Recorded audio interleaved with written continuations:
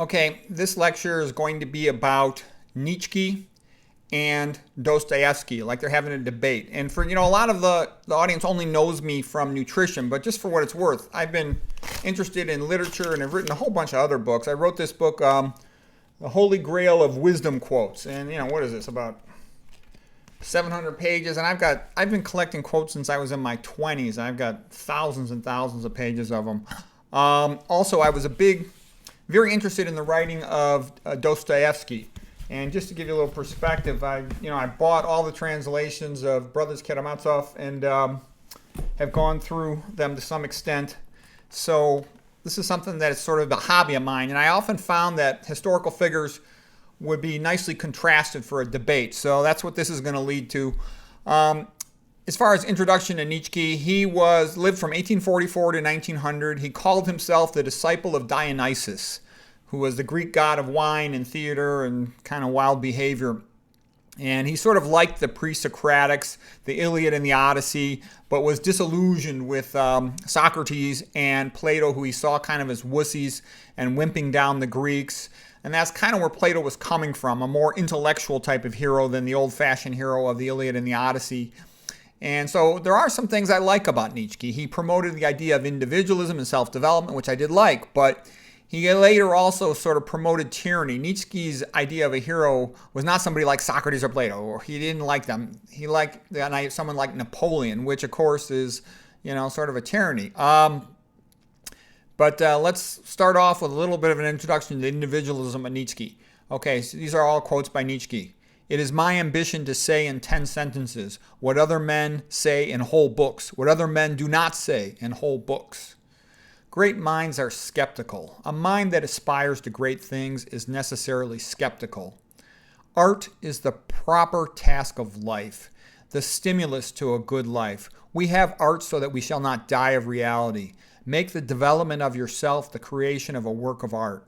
You must be objective to see the flaws in the early versions of the work so you can recognize them and correct them. If the artist is not able to recognize and fix early flaws, then nothing good can be created.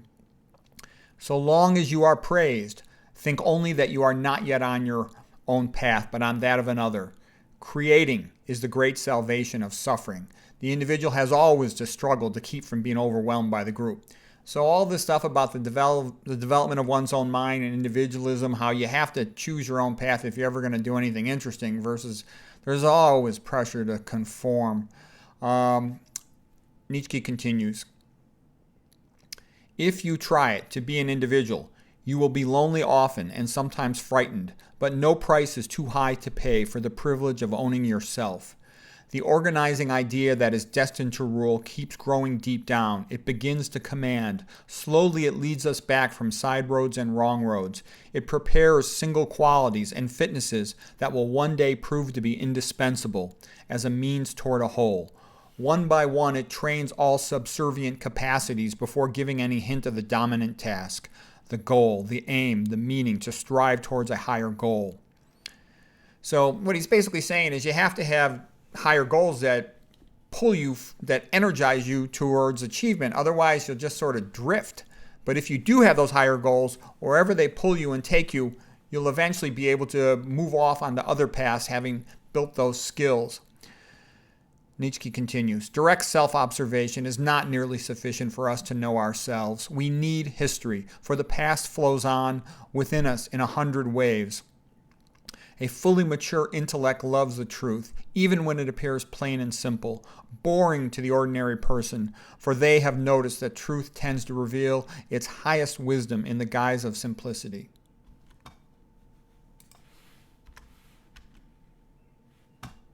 After this little introduction to Nietzsche, then we'll have the debate between him and Dostoevsky. Nietzsche continues. This is where he's talking about music. A scientific interpretation of the world as you understand might therefore still be one of the most stupid of all possible interpretations of meaning. That would be one of the poorest in meaning. This thought is intended for the ears and consciousness of the mechanists, who nowadays like to pass as philosophers and insist that materialism is the doctrine of the first and last laws, on which all existence must be based as the ground floor. But an essentially mechanical world would be essentially a meaningless world. Assuming that one estimated the value of a piece of music according to how much it could be counted, calculated, and expressed in formulas, how absurd would such a scientific estimation of music be?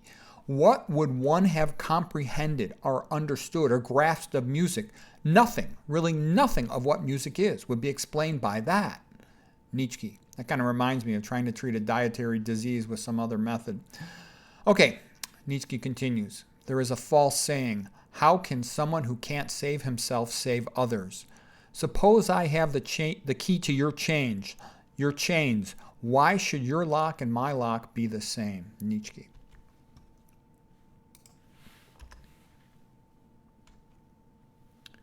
Okay, now this is second part of this talk here, and it's going to be the debate between Nietzsche and Dostoevsky. In this corner, we have Friedrich Nietzsche, who calls himself the Antichrist. That's what he called himself. Nietzsche made it his mission to destroy Christianity. Nietzsche wanted to replace Christianity with art. He wrote his book, Thus Spoke Zarathustra, to replace the Bible. Nietzsche wrote an autobiography of himself called Ecce Homo, which meant, Behold the Man, as spoken by Pontius Pilate, meaning that Nietzsche felt that he had replaced Christ in the world and in the history of the world, and that he had written the book, Thus Spake Zarathustra, which should be the Bible of the future, and that he should be the ruler, the new God of men. In a godless society, the ruler is a god. The Roman emperors were gods. Okay? I've also color-coded the highlighting that sort of yellow tends to be Nietzsche, blue tends to be the narrator, commentator, or other persons who make brief appearances, and the light red is Dostoevsky, the Russian. Okay, in this corner, Fyodor Dostoevsky, who lived from 1821 to 1881, the Russian Orthodox Christian. In 1860, 10% of Americans were slaves, but 90% of Russians were slaves or serfs. Dostoevsky was not an aristocrat, but he was also not a serf. He saw Russia breaking apart culturally, and he feared the consequences of a godless society. In 1869, Dostoevsky wrote a book called The Idiot. And it's kind of a stupid book, but it's also interesting. And it was also sad. It was about a Christ-like man who tried to save the Russian people. The man's name was Prince Leo Mishkin. And Leo stands for lion, but Mishkin stands for mouse. So it's a quite contrasting name. And Leo was a very good person. He went around trying to help people. He provided them with insights into simple truths. And what did he get for his behavior? His naivety and honesty offended people. Everywhere he went, they called him idiot, and they beat him and tried to kill him. He tried to save two lovely Russian ladies, one named Aglaya, the other Natasha. And so I always like those names with all those letter A's, very feminine. And, you know, whenever you hear a lot of A's in a word, it evokes feminine imagery, except for the word banana, of course. Anyways, Dostoevsky tells it like it is. Aglaya and Natasha rejected his advice. They destroyed themselves. And the poor little prince, Leo Mishkin, actually did end up sort of becoming an idiot. And he sank into despair. And he was sort of a fool, almost like a Don Quixote type of fool character.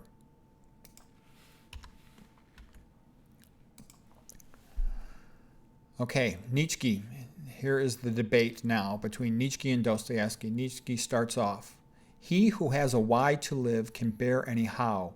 To live is to suffer. To survive is to find some meaning in the suffering. Dostoevsky. The mystery of human life goes beyond just staying alive. It seeks something to live for. Nietzsche. Great intellects are skeptical. There are no facts, only interpretations. I cannot believe in a God who wants to be praised all the time. The strength of a person can be measured by how much truth he can tolerate. Or more precisely, to what extent he needs to have it diluted, softened, sweetened, muted, falsified. You ask, where has God gone? Well, I will tell you, God is dead, and we have killed him, you and I. What did we do when we unchained the earth from the sun? Whither is it moving now? Has it not become colder? Is more and more night not coming on all the time? How shall we console ourselves? I come too early. This event is still on its way. It has not yet reached the ears of men. Dostoevsky responds, if you were to destroy in mankind the belief in immortality, not only love, but every living force, that maintains the life of the world would at once be dried up. Moreover, everything would be immoral. Nothing would be unlawful, not even cannibalism. Nietzsche. God is dead, and you have killed him. Get over it. Dostoevsky. If there is no God, then everything is permitted, even cannibalism.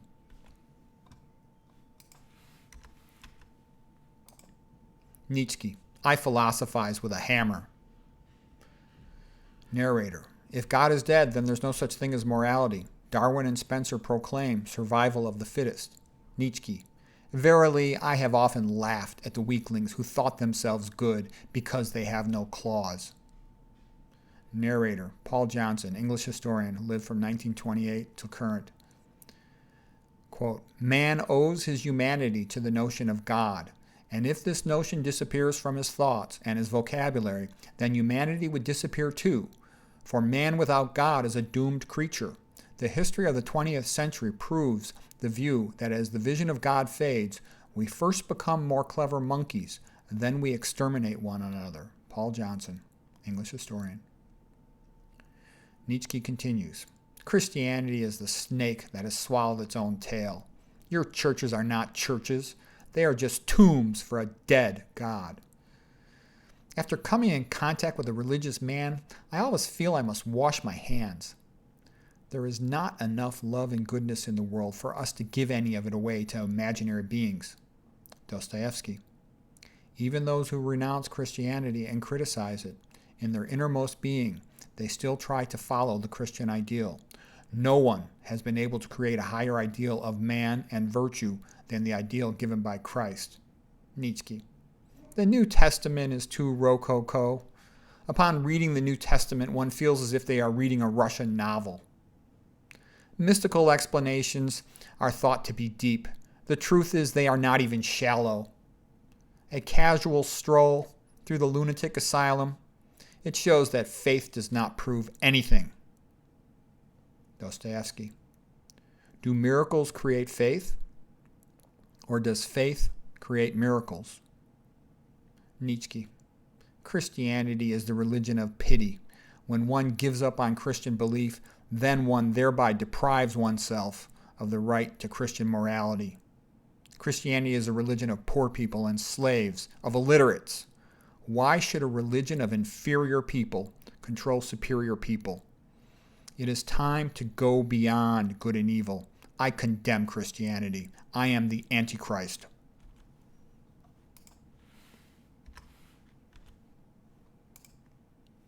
Intermission with some commentary from the judges of the debate. First is Plato. He lived from 428 to 347 BC. He says, the best way to control the ignorant masses is with noble-sounding lies. Plato was the big proponent of noble lies to control the ignorant masses. William Durant, the American historian, he lived from 1885 to 1981, comments, the philosophes do not need religion, but the average man wants it. Religion tells him that his life is meaningful. The atheism of the philosophes leads to despair for the average man. So the philosophes were in France, before the French Revolution, and they pushed atheism big time, as did Voltaire, and, the French catastrophe is what followed. Here's Rip Van Winkle, sort of a character from a book by Irving. He says, the philosophers aren't the only ones who like religion. Rulers don't like religion. It's too emotional. If the rabble starts thinking that their lives have meaning, they might want more freedom or property, and that can be expensive. And here's an opinion from Joseph Stalin, the leader of Russia, who lived from 1879 to 1953. He said, the Communist Party cannot be neutral toward religion. The Communist Party stands for science, and all religion is opposed to science. Plantman Prometheus. Religion and freedom of speech are the power of the poor. That's why rulers forbid religion and censor speech. Rulers do not want the ignorant masses to expect forgiveness or to have hope. And here's a comment from Nikita Khrushchev, Russian ruler in the 1960s. We have no use for the Gospels and the policy of the Gospels. If someone slaps you, just turn the other cheek? No. We have shown that anyone who slapped us on our cheek would get his head kicked off. Nikita Khrushchev. Okay, Plant Man Prometheus comments. The rulers want the masses to be subliterate laborers. They don't want them to be self-righteous, liberal arts, hyper-educated types. Rulers prefer Darwinian atheism because with Darwinian atheism, the people are just talking primates, talking apes. Talking apes do not have any rights, none. Alexander Solzhenitsyn, who lived from 1918 to 2008. The reason all of this happened, Stalin killed 65 million Russians, is because the people had forgotten God.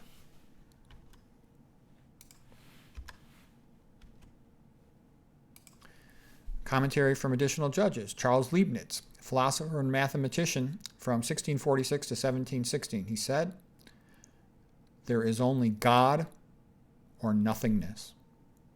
T.S. Eliot, sort of an American and an English writer. He lived from 1888 to 1965, and he said, "If you will not have God, and he is a jealous God, then you should pay your respects to Stalin." Plant Man Prometheus. Rulers prefer the populace to be passive and dull, like cows, which works well because most people prefer to live like cows. Martin Luther comments. Martin Luther lived in Germany. He was the founder of the Reformation. He lived from 1483 to 1546. And he said, "The ordinary person, especially in the villages, knows absolutely nothing. They live like simple cattle." Friedrich Nietzsche, who did love the Renaissance but hated Martin Luther, said, "Martin Luther killed the Renaissance." Plant Man Prometheus. Darwinian atheism makes the ruler become God. If there is no religion, then the ruler is God. Darwinian atheism enables the ruler to do whatever they want, like eradicate unwanted ethnic groups, eugenics, polygamy, slavery, pedophilia, sadism, organ harvesting from humans, whatever they want. Their word is God in that society. Carl Jung, who lived from 1875 to 1961, comments, "In order to free the sovereign from restrictions, it tries to cut the ground out from under the religions. To prevent the individual from relying on anything but itself, it is possible to have an alternative point of view only when there is a reference point outside the mainstream. The religions that give or claim to give such a standard thereby enable the individual to exercise his judgment and his power of decision in ways outside the standard accepted way. The religions teach that there is another authority, one that is opposed to that of the world." Alexander Solzhenitsyn again. "The generations now coming out of Western schools are unable to distinguish good from bad. Even those words are unacceptable. This causes impaired thinking ability. Just as King Midas turned everything to gold, Stalin turned everything to mediocrity. Atheism was at the core of the entire Soviet system. Atheism is what makes it possible. Atheism is what makes it possible. To do evil, a human being must first of all believe that what he is doing is good. This ideology, that is what gives evil doing its long-sought justification and gives the evildoer the necessary steadfastness and determination." Carl Jung comments, "The decisive question for man is he related to something infinite or not? Among my patients over age 35, they all had a problem finding a religious outlook on life. Every one of them had fallen ill because he had lost what the living religions of every age have given their followers, and none of them has really been healed who did not regain his religious outlook. Religion is a basic human need."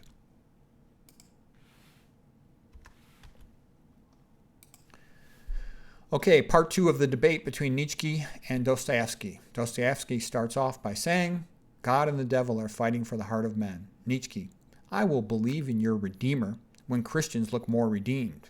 Dostoevsky, "What is the use of Christ's words unless we set a good example? We are all responsible for everyone, and I am more responsible than anyone."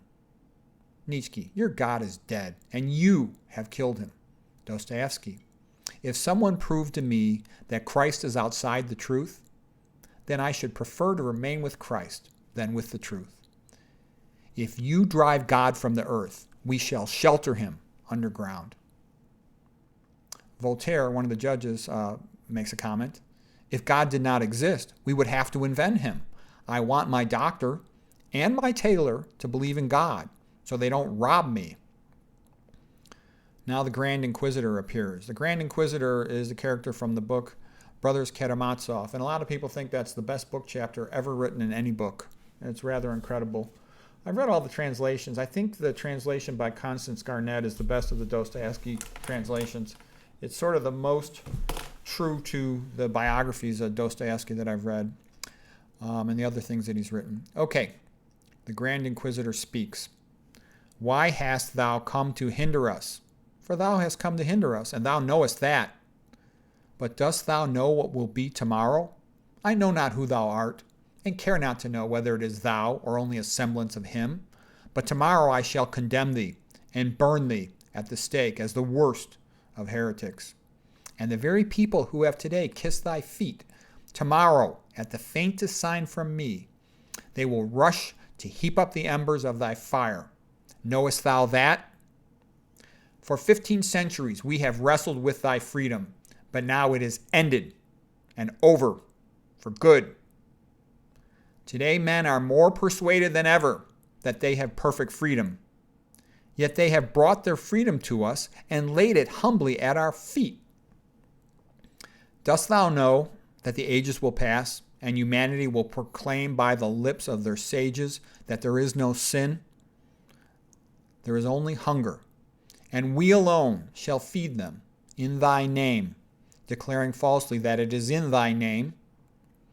In the end, they will lay their freedom at our feet and say to us, make us your slaves, but feed us.